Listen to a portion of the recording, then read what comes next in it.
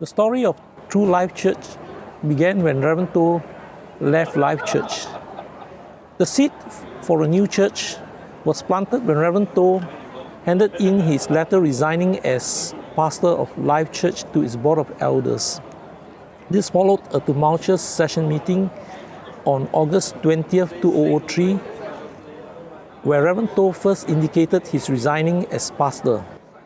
The majority of Life Church members were not in agreement with Reverend Toh at the session meeting. According to him, he was taken lightly by them and there was not a drop of brotherly love left after he was lambasted at the meeting. The same session members had a number of disagreements with Reverend Toh. The main issue of contention was in their wanting him to stop FEBC from teaching the doctrine of the verbal and plenary preservation, BPP, of the scriptures. But Reverend Toh, the founding pastor and the only theologian at the founding of Life Church, could not agree, as he had believed in a perfect Bible without any mistake, verbally and plenarily inspired, as well as verbally and plenarily preserved. And this perfect Bible is the original language text of words, Hebrew in the Old Testament and Greek in the New Testament, underlying the King James Bible, an epochal work completed by 47 scholars and divines who were not only very learned but pious and God-fearing. They were commissioned by King James and assembled in the universities of Cambridge and Oxford and the Westminster Abbey to faithfully translate into the English language the very Word of God, kept pure in all ages by His singular, i.e. extraordinary or special, care and providence. This same King James Bible is still used by Life Church, even though it claims to be non-BPP in its belief. It would be interesting to see how long Life Church will hold on to using the King James Bible, since it takes the view that there are errors in the Greek and Hebrew texts or words underlying the King James Bible.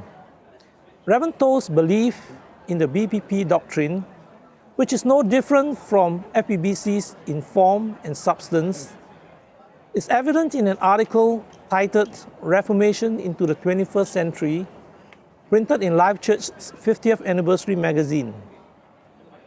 The article originated from a message he had preached at the 9th Anniversary Thanksgiving service of Maranatha Bible-Presbyterian Church, held on October the 31st, 1999, nearly 4 years before he resigned as pastor of Life Church in August 2003. There can be no doubt that Reverend Toh's mind was clear and lucid when he declared his VPP position in 1999. Even though BPP opponents had tried to say after Reverend Toh's death that this was not so because of Alzheimer's disease, diagnosed in 2006, taking effect earlier by relying on Reverend Dr. Toh Siang Hua's comments made at Reverend Toh's vigil services in April 2009. However, I would urge you to read Reverend Toh's article and assess his coherency and rationality in the message preached at Maranatha Bible-Presbyterian Church in 1999. I would also urge you to read his 216-word succession document written in his longhand on October 24, 2000, a year later, and 2 days after Life Church celebrated its 50th anniversary.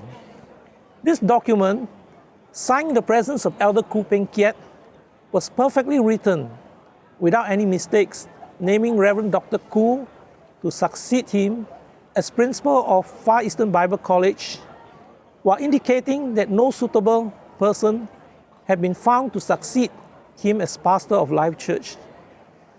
If Alzheimer's disease had caused Reverend Toh to lose his ability to remember, think, and rationalize, Reverend Toh would have capitulated to the lambasting of the session meeting in August 2003. Instead, Reverend Toh remained steadfast and not confused in his faith in the BPP doctrine by preferring to resign as pastor rather than to cave in to the pressure to stop FEBC from teaching the BPP doctrine. Finally, you should look back many years before 1999 and 2000, when no one would dispute that Reverend Toh had no Alzheimer's disease and the VPP doctrine was not in vogue or issue. Reverend Toh did not then say he had a King James Bible with mistakes, and neither did he do so down the years. This fact is relevant even though the VPP doctrine taught in the Westminster Confession of Faith, chapter 1, paragraph 8, is not about a perfect Bible translation, but whether God has preserved His verbally and plenarily inspired words in the original languages perfectly. And if He did so, as the Westminster Confession teaches us that He did by His singular care and providence, where can we find these verbally and plenarily preserved words? To Reverend Toh, God preserved His words perfectly, and there are the Hebrew and Greek texts of words underlying the good old King James Bible. In short, Reverend Toh was a VPP advocate. Shortly after Reverend Toh's resignation, news circulated on the grapevine that he had resigned to focus on FEBC. But many of us knew from Reverend Toh's public declarations that he had no intention to retire in God's service. He had said he would want to serve as pastor of the church and principal of the college until the Lord calls him home. However, he could no longer do this after he was compelled to resign as pastor of Life Church. After resigning, Reverend Toh wasted no time to look for suitable premises to start a new church. He wanted to continue to minister as pastor to those who had shared his belief in the BPP doctrine. He found RELC, newly renovated, through Brother Steve Cheng. However, as it would take time to register a new church, FEBC stepped in to start a FEBC Lord's Day worship service. This was to let its students participate and serve in the church-like ministry. An interim committee consisting mainly of directors of FEBC was formed to organize and oversee the Lord's Day worship service. The first service was held on October the 5th, 2003. Elder Han Sun Juan chaired and Reverend Toh spoke at the service. The FEBC Lord's Day worship service continued for some 10 months until the last service was held on August the 1st, 2004. True Life, after its registration as a society under the Societies Act, then took over and held its first service on August the 8th, 2004. True Life will be celebrating its 10th anniversary in October this year. But this year is only the 9th year since its registration as a society on July the 1st, 2004. It is also the 9th year since its first service was held on August the 8th, 2004. But Reverend Toh, True Life's founding pastor, had counted its anniversary from the date of the inaugural FEBC Lord's Day worship service on October 5th, 2003. Although I was not at the inaugural service, I knew about the FEBC Lord's Day worship service from the outset. This is because I was a member of its interim committee. I actually chaired a number of worship services before True Life took over. I also served the Lord's Supper when it was administered on the second Sunday of every month, starting November the 9th, 2003. I shall conclude my testimony with the words of the prophet Samuel in 1 Samuel chapter 7, verse 12. Hitherto hath the Lord helped us. Around October 2003, I heard that FEBC having a Lord's Day service, and also the Reverend Toh was setting up a new church called True Life BP Church. By God's leading, I ended up going to True Life BP Church. The turning point was actually in April 2004, when Life Church held its ACM. the ACM was really held in the most incredible way. It was very rowdy, very noisy, and then it was then I saw the true colors of the leadership of Life BP Church. The meaning of the ACM was so bad, even worse than what you find in what I call in the corporate world. So, and after the ACM, I felt it's time I move on to another church, and then I cannot be in a church where it's led by people of questionable faith. So thereafter that, I joined True Life BP Church. I count it a privilege to serve with Reverend To in True Life BP Church session. I was not in the interim committee that helped to form the church, but I was in the first session, and when I was asked to join the session, I counted it a privilege, and was glad to have this opportunity. Of course, it was with much fear and trepidation, but it is by God's grace that He has enabled me to serve all these years, and I had the privilege of being the first treasurer in the church. And one of the things that I remembered then was one of the challenges, all right, because at that time the government required all charities to spend 80% of the income or the collections from the church by the next financial year, right? So 80% had to be spent locally and 20% overseas. So that was a challenge for us. We had to write to them, explain to them, especially with regards to people who had contributed to the building fund. Right, the amount was not very much, and with that kind of money, you will not be able to get a piece of property, but they still required us to do so. But we had to write to them, and there were not many local mission stations also. And in terms of giving overseas, we also were curtailed to a certain extent. But thank God that a couple of years after that, right, the government changed the ruling on this matter. So the churches or charities were not required to follow this 80-20 principle. So that was something that I remembered. Yeah, I think another area for myself was coming to church when I came to serve in a session. Well, in the church there were not many people that I knew.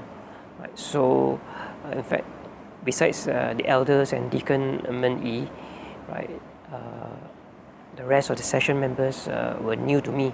So it was a time to build up the knowledge, to get to know them better, and thank God, like all these years, right, it's been very smooth, and God has blessed us with a unity of heart and spirit, and we've been all very cohesive, and so we can do a lot of things for the Lord, despite our small size and